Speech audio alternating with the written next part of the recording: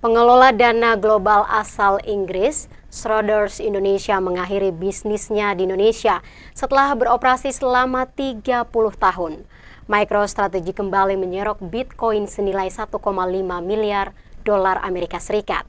Sementara rapat umum pemegang saham luar biasa Petrosi Tbk menyetujui aksi pemecahan saham perusahaan dengan rasio 1:10 untuk meningkatkan permintaan atas saham perusahaan.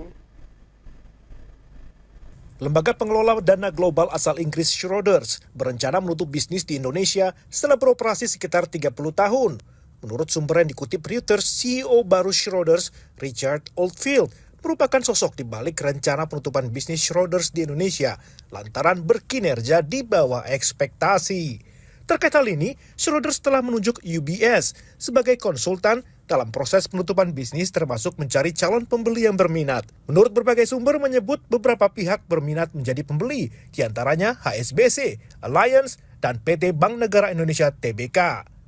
Baik UBS, HSBC, dan Alliance menolak untuk berkomentar, sedangkan PT Bank Negara Indonesia memberi sinyal bahwa pihaknya cukup terbuka dengan opsi yang memperkuat bisnis.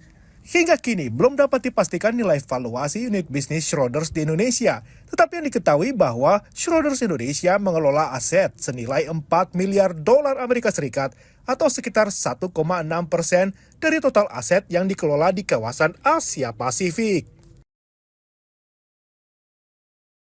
Perusahaan perangkat lunak Michael Saylor, MicroStrategy, kembali menambah jumlah cadangan Bitcoin mereka sebanyak 15.350 Bitcoin senilai 1,5 miliar dolar Amerika Serikat pada tanggal 9 hingga 15 Desember 2024 dengan rata-rata harga pembelian per Bitcoin sebesar 100.386 dolar Amerika Serikat seperti yang dilaporkan Watcher Guru di media sosial X.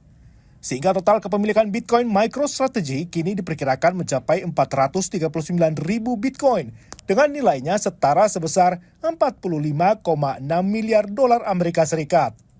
Seperti diberitakan sebelumnya, Michael Saylor memuji performa Bitcoin yang telah memberikan hasil cukup signifikan. Pada kuartal 4 tahun 2024, Saylor menyerok profit hingga 46,4%, serta keuntungan sepanjang tahun 2024 mencapai 72,4%.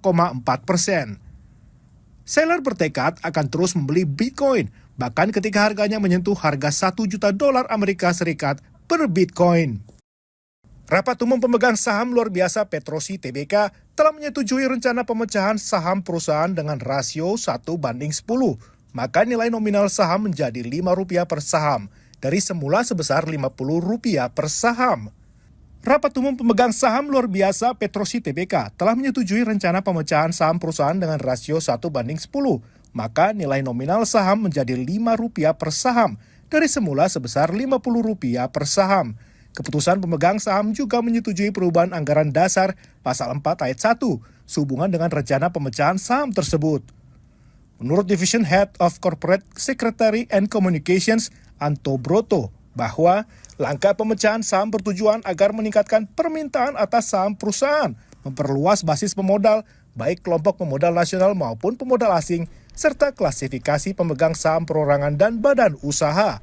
Anto Broto menambahkan bahwa manajemen akan fokus untuk meningkatkan operational excellence dan continuous improvement dan good corporate governance sebagai tulang punggung perusahaan yang berkesinambungan.